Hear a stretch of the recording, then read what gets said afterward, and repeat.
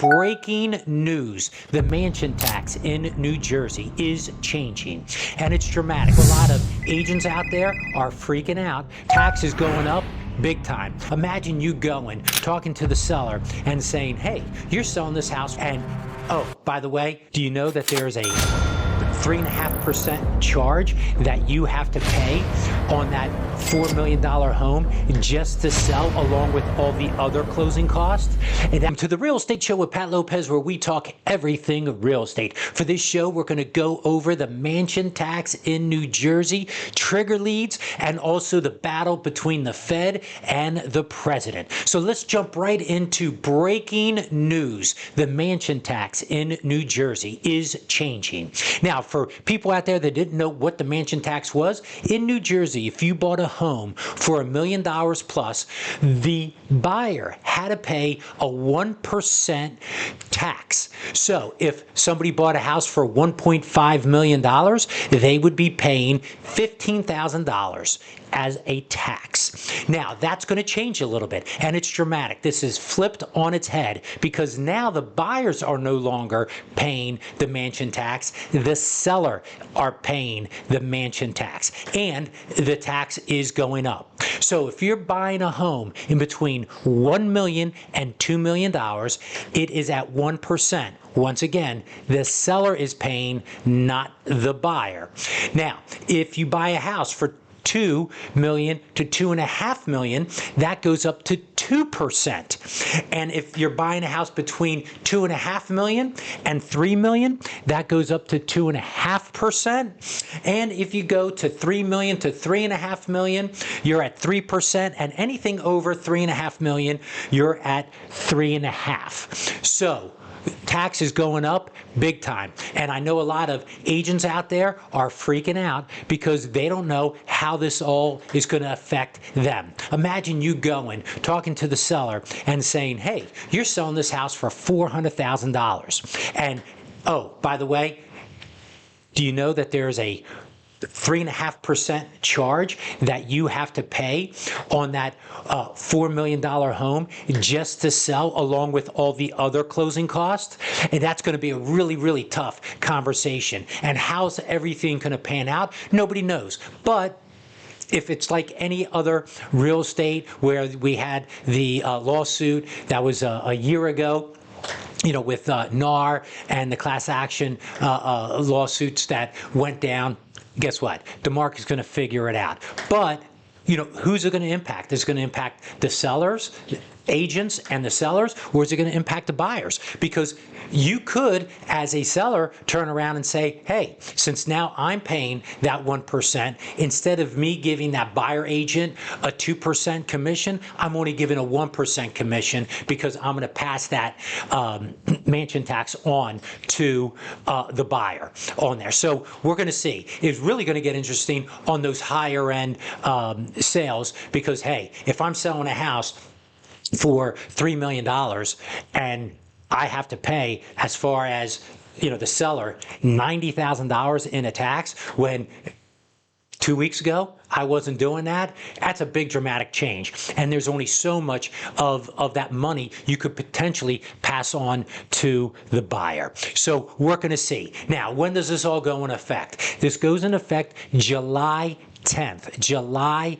10th, and that date is on us right now. So huge impact. The luxury market, agents really need to figure it out. Sellers, buyers, this is brand new territory, and we're going to see who's going to actually pay that. Once again, breaking news. Mansion tax is changing. It's flipped up on its head. Okay, so trigger leads. I've been talking about trigger leads for the past 2 years, and the Mortgage Banker Association been advocating for these. Now, you may ask it, what is a trigger lead? Okay, a trigger lead is this. When you apply for a loan, all of a sudden, the credit bureaus sell your information to other mortgage companies. And now you get inundated with texts, with emails, with phone calls. And when I tell you inundated, we're talking about 100 in a day phone calls. I mean, I've had clients call me up saying, Pat, what the hell did you do? My phone is ringing off the hook.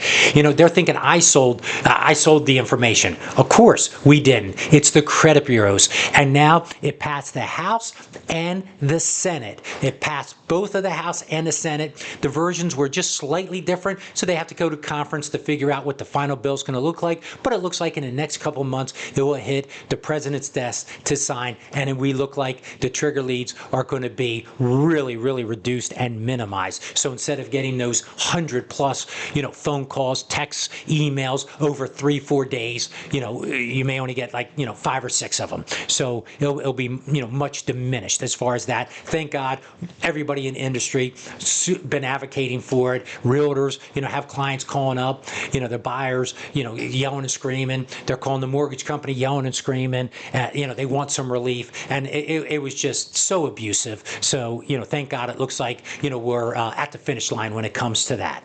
Now, the last topic is the battle in between the Fed and the Trump administration.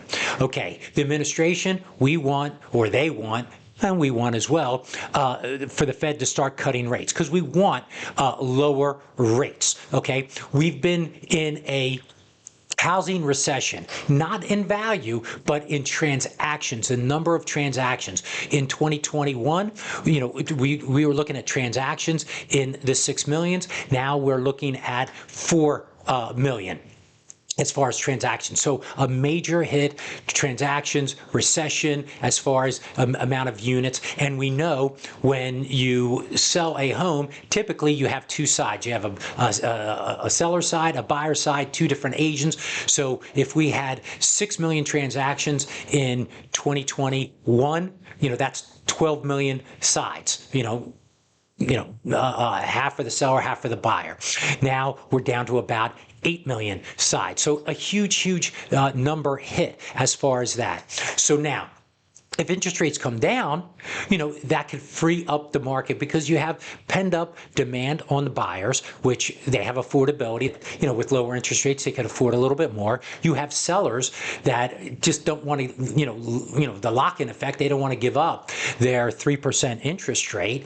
So they're saying, the heck with it. I'm going to push the sell, down the road. Even though I had twins, I need a bigger home. They just can't imagine, losing their 3% interest rate. So it's that tug of war. So what's going to happen? Now, as far as the Fed, well, the Fed is saying we want to see what's going to transpire with tariffs. Now, we still don't know 100% how the impact of these tariffs and what's going to happen with it. So the Fed's saying, the market is good, job numbers are still good, the economy is strong. So let's be patient and let's hold on as far as that. The administration is saying, hey, we've seen inflation come down, since, 2020.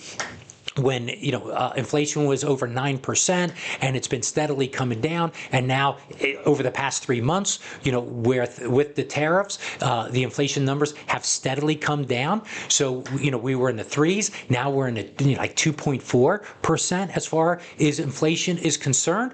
So the administration's saying, listen, Fed, what are you doing? Inflation has been coming down. Tariffs aren't inflationary. You could see over the past 3 months. So it's that tug of war in between the two. Now, what's super interesting and what they're talking about is a shadow Fed president. So the administration just can't get rid of Powell. His term is up in May of next year, May of 2026. So you just can't get rid of them. It would cause so much turmoil, and who knows if it's legal, if the president can do that or not. But what they're talking about is in January for the president to nominate the new Fed president, the successor. And once you announce the new president starting in May for the Fed, well, guess what?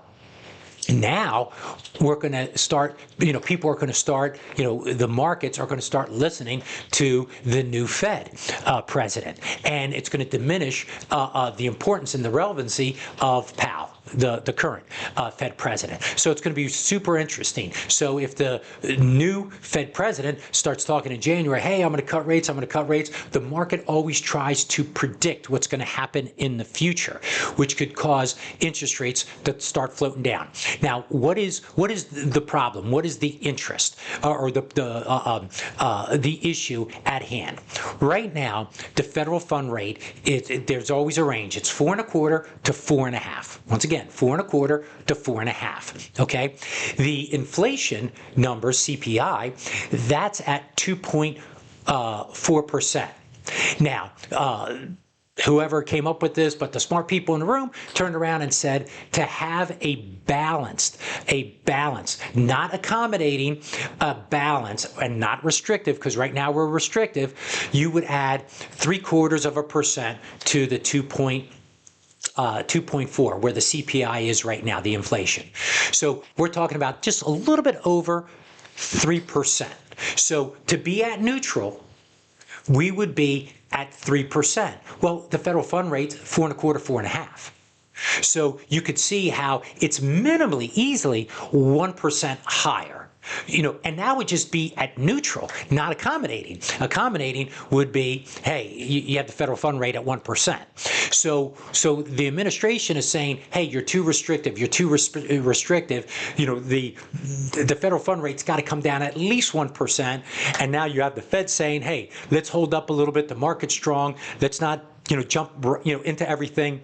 Let's see how these tariffs are going to pan out, because we don't want, inflation to come back, if for whatever reason the tariffs do cause inflation. So that's that battle. Super interesting. We're going to have a shadow presidency for the Federal Reserve. Is that going to happen? What kind of impact is it going to happen? We do know that the housing market has been in a recession for transactions. Once again, not value, for transactions. And lower interest rates will supremely help all the people on the sideline jump back in the market. Plus, we're seeing that incomes are starting to go up a little bit.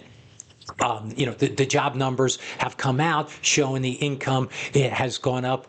So that's going up. So affordability is getting a little bit better there with higher income, with lower interest rates. If we can get them, then you will be looking at just a more affordable environment for housing, maybe just an overall more balanced market for the overall housing. We know, last thing that we know, we don't know, but Logan Mohtashami from Housing Wire, he's their lead analyst. He talks about all the time, hey, if interest rates could stay in between 5.75% and 6.25% for like a 9-month period of time, that will really start unlocking the market. And we could see anywhere between 500 to 1 million more transactions. And remember, there's typically two sides on a transaction, so that could be anywhere between 1 million to 2 million, more sides altogether, which would really, really help the overall housing market as far as, just mobility, transactions, everything moving. So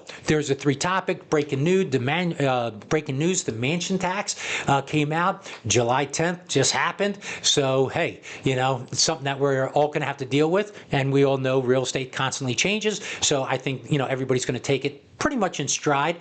The trigger leads, hopefully by September, that will be signed into law, and that'll be done. And then, of course, this battle, hey, we're only going to see, what's going to transpire.